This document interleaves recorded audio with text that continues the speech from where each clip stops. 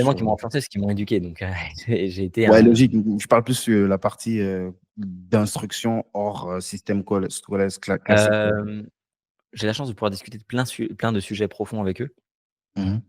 mais, euh, mais pas. Non, ils m'ont pas donné particulièrement. Enfin, je discutais pas mal Web3 avec mon père parce que lui, il est assez intéressé là-dedans. Donc, ça, c'est cool. Ouais. J'ai la chance de pouvoir. Mais à part ça, moi, je me suis fait mes propres centres d'intérêt. Yes. Donc, au moment où tu arrêtes justement en terminale, est-ce que financièrement, tu arrives déjà, Alors, tu as je gagné génère. ta vie? C'est une très Vas-y, bonne je question. Euh, Terminal, non, quasiment pas. J'ai déjà généré plusieurs milliers d'euros parce que j'ai vendu des pages de vente en fait à des infopreneurs, des personnes qui étaient chez Tugan. Donc je commence Mhm. tout juste à faire des sous, mais pas encore assez pour en vivre. Euh, mais je fais mes Milliers premières. d'euros pour quelqu'un qui est en terminale, c'est pas mal, C'est quoi. ça. Ouais, ouais, bien sûr. Bah, je sais pas. Ouais, j'ai fait plusieurs milliers d'euros, mais c'était vraiment pas grand chose. Et, euh, et c'est après effectivement que ça a accéléré quoi. Ok. Est-ce qu'il y a eu une différence? Est-ce que c'est le fait de plus aller en cours, ça t'a peut-être donné plus de temps? Enfin, Ouais, plus de quel est le temps. gap entre. Ah, en fait, quand j'allais en cours, j'avais quand même du contact social, donc je voyais mes potes, j'avais Mhm. comme une vie d'adolescent de 17 ans, Mhm. et de 16 ans. Et c'est sûr qu'après avoir passé l'année du bac, quand tout le monde a commencé à rejoindre des écoles de commerce, aller dans les écoles aux quatre coins de la France, bah là, j'avais tout mon temps et donc en fait, j'ai pu commencer à bosser, 15 heures, 16 heures par jour. J'ai rejoint le bootcamp de Tugan Barra. Mhm. J'en avais parlé sur des podcasts et c'est là où j'ai vraiment, entre guillemets, rencontré des vrais professionnels du copy, du marketing et je me suis rendu compte du vrai rythme qu'eux avaient. Et je me suis mis à ce rythme-là. Et donc là, effectivement, j'ai pu bosser beaucoup plus et être beaucoup plus skin in the game, entre guillemets.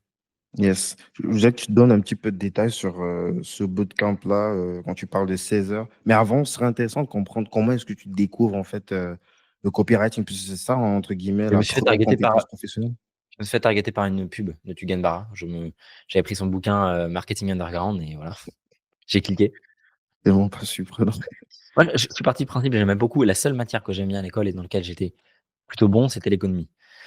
Depuis le début, enfin même assez jeune, ça m'a toujours intéressé. Et si tu veux, ça n'avait pas de sens pour moi d'aller dans une école de commerce qui t'apprenait le marketing avec des personnes qui étaient payées 2000 balles. Pour plein d'autres sujets, oui. Tu vois, pour des artistes, pour même des personnes dans le corps médical, des ingénieurs, plein de choses. Mhm. Mais le marketeur, c'est la personne quasiment la plus proche de l'argent. C'est si tu es bon en marketing, t'as pas de souci d'argent. Les mecs vraiment bons en marketing sont tous minimum millionnaires. Parce que millionnaire, c'est bien, c'est pas non Ouais. plus, tu vois. Mhm. Et oui, tu peux avoir des intervenants dans des grandes écoles qui ont fait des grosses boîtes et qui viennent intervenir. Mais 8 heures par jour, des profs qui viennent te coacher, entre guillemets, c'est du coaching, hein, finalement, mais qui gagnent 2000 balles, ça n'a aucun sens. Alors, j'entends que certaines peuvent avoir la passion de transmettre, la passion d'apprendre, mais soyons francs, enfin, tu vois, c'est un très faible pourcentage, c'est des anomalies de marché. Mhm. En vrai, sinon, s'ils étaient bons en marketing, ils travailleraient pour quelqu'un d'autre ou ils feraient leur propre job. Et quand j'ai vu effectivement cette pub de Tugan et qui m'a dit, bah tiens, apprends le marketing, je vais te montrer comment faire acheter. Ça m'a convaincu, il a réussi à me convaincre par le copywriting. Je me suis dit, ok, si ce mec-là, il a réussi à me faire acheter un truc, il a cette capacité de faire acheter. Donc, je peux lui faire confiance. Tu En vois? plus, c'est même pas rien. Je pense que vu qu'il est passé par ces écoles, même s'il n'est pas allé jusqu'au bout. C'est ça, même lui a quitté les écoles. Enfin, le nombre de personnes qui. Bon, bref. Mais donc constat très simple et cartésien, limite, tu vois, de se dire, bon, Mhm. bah, voilà, c'est comme un coach sportif qui veut m'apprendre à perdre du gras. Si le coach sportif il fait 180 kilos, enfin, de gras, pas de muscle, je vais pas le croire, quoi. Bah, là, c'est un peu le même principe, quoi. Yes. Donc voilà. Donc, 15 heures, 16 heures de boulot par jour. Ouais, c'est une période très intense. J'ai pas, évidemment que je ne peux pas tenir ça sur des mois et des mois et des mois et des mois, mais on avait 2 ou 3 mois à côté de Lyon, une petite ville à côté de Lyon. Et c'était vraiment hardcore. C'était vraiment hardcore. Ouais. Et qu'est-ce qu'on fout pendant 15 à 16 heures On écrit des pages de vente, copywriting? on écrit des pages de vente, on fait des big ID, on se forme, permanence, permanence, permanence, on accélère, on accélère, on accélère, on accélère. Ok. Et toi, aujourd'hui, avec le recul, est-ce que tu penses que c'était quelque chose de nécessaire? Parce que j'imagine aujourd'hui, tu écris plus, non? Tu écris toujours des pages de vente? Comment? Tu écris toujours des pages de vente Je fais pas aujourd'hui? tant de pages de vente que ça aujourd'hui, en fait. Moi, je j'ai plus de système avec des pages de vente. Mhm. Mais oui, ça m'a, enfin, c'est la première pierre, si tu veux, vraiment mon accélération. J'ai rencontré des personnes qui m'ont vraiment mis face à ce qu'il fallait faire pour y arriver. Et ouais, bien sûr, ça m'a ouvert l'esprit sur plein de choses et ça m'a formé sur plein de choses, sur le marketing, évidemment, c'est trop bien. Yes. Heureusement que je l'ai fait. Super. Et comment tu commences donc? Est-ce que tu es d'abord freelance? Est-ce que Ouais, ouais, ouais. Ouais, je suis freelance. Mhm. Je commence d'abord par écrire des pages de vente au pourcentage pour des infopreneurs. Donc là, en fait, je prends directement mon pourcentage, puis après, j'ai mis les fixes. Et puis après, je commence à aussi m'intéresser de manière plus globale au marketing, donc essayer d'organiser des lancements, des webinaires, des stratégies de contenu. Euh, j'étends ça en m'associant avec des personnes en fait qui sont du coup sur place que j'avais rencontrées et avec qui du coup je lance des lancements marketing avec des emails, on shoot Ouais, dans le bootcamp, toujours, ou dans d'autres après le réseaux? bootcamp. Non, Ah, non, après parce le que bootcamp. Ok. ouais, bien sûr. Ouais. En fait, la logique du bootcamp, c'était tu sais, des infoproduits euh, mode Tugendbara, donc sans montrer sa tête, etc. Et après, en fait, j'ai basculé sur la partie vraiment des personnes qui, eux, montraient leur tête, des infopreneurs, et de les accompagner sur la partie marketing, quoi. Mhm. Ça, on ne l'a pas dit, mais tu as dit que tu as 20 ans et ça fait quand même un peu plus de 4 ans que tu le fais. Ça veut dire un moment où tu n'étais pas majeur. Comment est-ce que tu faisais pour encaisser ce que Alors, tu... bah, à ce moment-là, j'avais trouvé un système où en fait, j'avais un représentant légal qui lui était majeur et qui permettait d'encaisser. Et ça n'a été que quelques mois parce que enfin, quand j'ai tout de suite parti à Dubaï, quasiment après le bootcamp de Tugan, quelques mois après, pour aller m'expatrier directement. Donc, quand j'ai eu mes 18 ans. La première fois que j'arrivais à Dubaï, d'ailleurs, j'avais 17 ans encore. Incroyable. Toute première fois parce que j'arrivais en janvier. Et en fait, tout s'est accéléré. Donc, j'ai pu faire ça dans un délai de moins d'un an, quoi. Donc, ça m'a permis tout de suite quasiment d'avoir ça. Super. Donc, après les premiers lancements que tu fais, à ce moment-là, tu as encore une fourchette de combien est-ce que tu faisais? Après, Combien est-ce que tu gagnais? après le bootcamp, j'ai commencé à faire mes 10-15 000 premiers euros par mois, avec des Mhm. pourcentages de pages de vente, avec des shooting mails, etc. Mhm. Et donc, c'est là où je me décide en fait de pousser Business Script dans un genre de copywriting plus loin, quoi. Mais là, tu es associé, tu n'es pas tout seul, je pense. Et là, à ce moment-là, je m'associe en poussant Business Script plus loin, c'est ça. OK.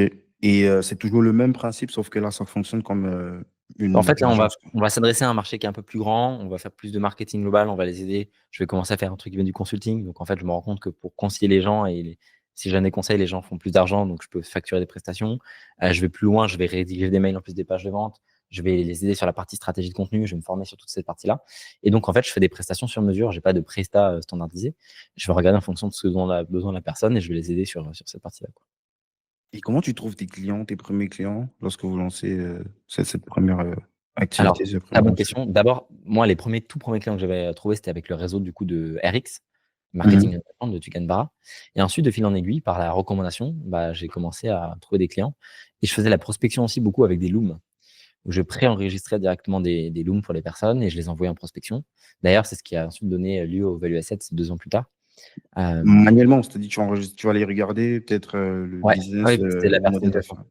OK. En fait, j'ai fait pendant longtemps la personnalisation et après, je me suis dit, est-ce que je peux pas faire un loom que j'envoie à tout le monde, ça ira plus vite? Et donc, j'ai commencé à tester et moins de résultats, donc j'ai rebasculé, puis j'ai refait, etc. C'était beaucoup Standard, quoi. d'itérations. Comment? Un truc un peu standard. Parce que tu Ouais, peux pas complètement, citer le bien nom sûr. du Ouais, business. bien sûr. En Ouais. fait, j'ai longtemps fait de la personnalisation, comme je te disais, sur les looms. Et à un moment, j'ai testé la standardisation, ça a moins marché, donc j'ai rebasculé sur la personnalisation. Et après, j'ai refait de la standardisation et j'ai trouvé un moyen assez simple de pouvoir toucher plus de personnes, quoi. Et c'était quoi tes canaux? Principalement LinkedIn et Twitter à l'époque. Mm. LinkedIn, j'avais moins de 500 connexions. Enfin, j'avais quasiment. Je me connectais avec des personnes des Émirats Arabes Unis qui parlaient même pas français, donc c'était pas trop d'intérêt. Mais je prospectais pas mal sur Twitter et sur LinkedIn. OK. Et avec une audience, en tout cas des clients francophones, principalement? Donc, c'était. Ah ouais, bien sûr. Si on remonte assez loin sur mes réseaux, j'avais posté quelques contenus en anglais, mais mon anglais était vraiment définitivement pas assez bon. Et j'avais essayé de poster sur YouTube en anglais, mais j'ai tout de suite arrêté l'idée. J'en avais parlé à Oussama à l'époque qui me disait, il faut que tu partes en anglais, il faut que tu partes en anglais. Ouais, mais en fait, avec mon niveau d'anglais, oui, partir une personne brand de zéro en anglais, effectivement, c'est un plus gros marché, c'est peut-être plus intelligent. Mais j'ai tout de suite rebasculé en français et j'ai eu que quelques clients anglais. Je voudrais que tu développes un peu plus sur cette première affaire-là. Mais comme tu as parlé doucement, on va faire rapidement une description. Comment toi est-ce que tu l'as rencontré? Puisque quand même, tu étais super jeune. Je ne sais pas comment est-ce que tu apparais dans son radar, en fait. Après le bootcamp, en fait, il y a l'explosion du crypto et je me dis, ça serait cool, parce que moi, j'ai toujours été enfin, un passionné de Web3, puis, enfin, toujours. Ça fait 2 ans quasiment que je passionne des Web3, Mhm. que j'aime vraiment le concept. Je suis BTC fan et tout machin. T'investis Donc toi-même. j'investis moi-même. Mhm. J'ai pas beaucoup d'argent, mais j'investis comme ce que j'avais.